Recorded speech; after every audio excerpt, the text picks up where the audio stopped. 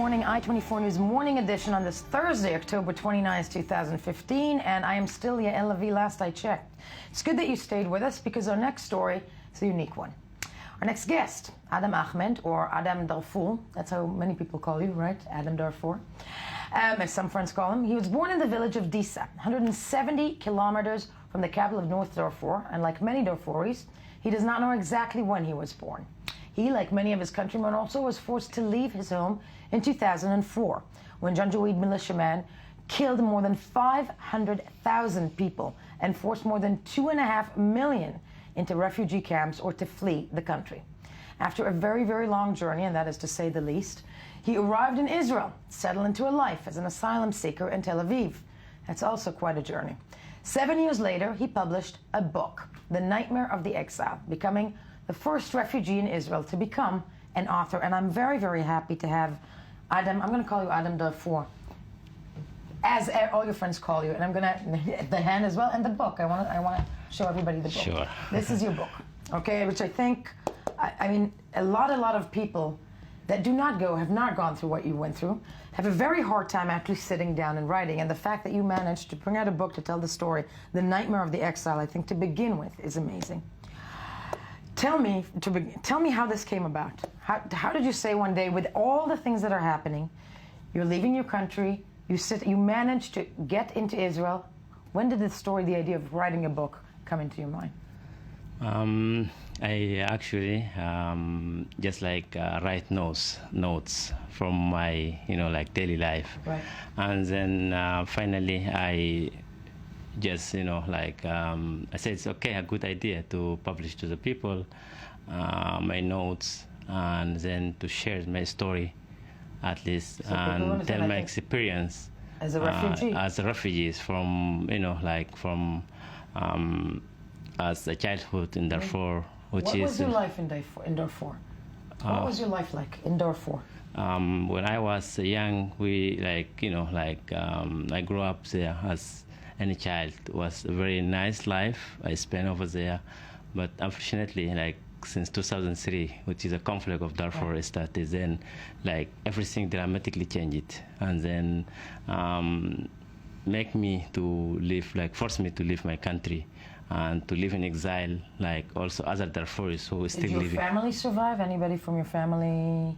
I mean, where's your family from Darfur? My family, I grew up in Disa, and then my family right now also in Darfur, in the city. They're not living in refugee camp, in Al-Fashir. So.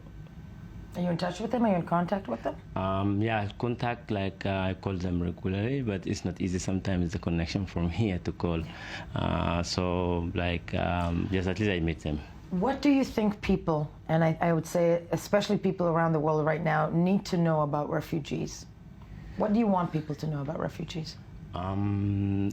Refugees is just first, I was in Egypt, and I saw I was in a place called Mustafa Mahmoud Square, which is in Egypt. Yeah. When on your way into Israel. Yeah, and then 27 people killed over there because just a kind of protest in front of UNHCR office, and then since then I saw the word refugees is not, I think it's not word survive, is still people then I moved it and I came to Israel here. Also I saw how the hard life, and how do you feel about how Israelis treat refugees, the issue of refugees and asylum seekers in Israel? It's very bad. Since I came here, creating law after law, Khidera, I don't know, to be in prison for 3 years, then Kholod 1 or 2. Right. So, you came here, and how many years were you in the prisons? Yeah, I was in prison because for being an asylum seeker. Because asylum seeker, they arrested me beginning of this year of the issue of I hadn't I supposed to go to the interview and I didn't go there. Then just they arrest me and they put me 16 days in prison with no reason. So I was there. I'm asking myself what's wrong. I didn't do anything wrong, and then I saw myself inside the prison. So this is make me to see how when you say refugee, because of this word. So I just I put in prison. So this is became like, Just like because refugees. you're a refugee. Yeah, because the refugees became today is like criminals. So I just shaped it even in my book when I wrote. I mentioned that like to be refugee and then to be in prison, or to put in like detention center like Holot. Also, it looks like prison the same. Holot in many ways is a prison as well. Yeah. So and that's the facility that that a lot of asylum seekers in Israel end up in. And when you say the nightmare of the exile, you hope that people will read this book and find the story. What is your situation now in Israel? It's still just surviving every day. Also, when I get up, I just get up with a nightmare. It's the same. Like I'm thinking just what will be tomorrow. Now I have just like I get like a visa for 1 month, and again I go there to renew it. I have a lawyer like help me like to do the process, but still I don't know what will happen tomorrow. So the case maybe also not very soon, because like something became regular, like today and tomorrow after tomorrow. But it's not having a basis, not knowing what where you're going to end up tomorrow. Yeah. Would you like to stay here? Yeah, for me, like because even when I wrote the book, I wrote in the back of the book that the donation of the book will, I will donate for like for Darfur refugees who living in camp, like in it's camps. not here but in camp over there. Yeah, so what I'm just planning for, like I want to see how to sit one place to help them at least, because like to stay inside the camp today is like it's hard for me, and like Janjaweed over there, Sudan security, and is struggling. But if I find like I'm looking for a place that at least to be like stable to just help them, even to send them, like I'm away, but at least like to help the children to go to school.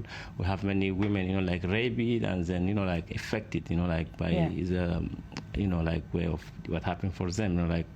So hopefully like to get some donation from the book and then to send for them like to try and survive, help the people there. Yeah. Well, first of all, Adam, I think that it's a remarkable undertaking to actually manage to tell your story, put it on paper, not just the fact that it was published, but the fact that you had the time to do that, that you found the strength to do that, and that is to write The Nightmare of the Exile. That is the story of the refugee from Darfur, Adam Ahmed. I think this is the book, and it's it's amazing.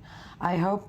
And you can get it on Amazon, right? It's on Amazon, and also I wrote another book which is like a working title for it is called like Destiny. It's a short stories of Darfur, and this is not like because it's one like biography about my personal life, but the second one, is I'm going to tell the world about the life of Darfur, the culture, because the culture gap also one of the problems that today, like even in Israel here, they like if you go to South Tel Aviv, you see like people, they don't understand us, who we are, because there's a culture gap, they don't know what kind of food we eat, they don't know what the music we use every day, and so the culture gap is to bridge that culture, to bridge that gap. Yeah. So I'm just writing to the world to know who we are and how our life, because like our region is the like was stable before, and we didn't before 2003 we didn't get into conflict to understand what's the problem, and we don't know others' culture, but since the conflict in Darfur began. Yeah, so just people just like flee the country and they don't know even because first time for me to see like how to stop and cross the road like with the light. Those are the things that you needed to learn. We take donkeys, we take camels, like we don't have light over there, we don't have big buses or high rises or not. Maybe I saw a bus and this time maybe when I was 14 or 15. No, and I'm thinking of the remarkable, that moment when you have to flee a place that you come from and then you enter this modern world and everybody tells you that they don't want you.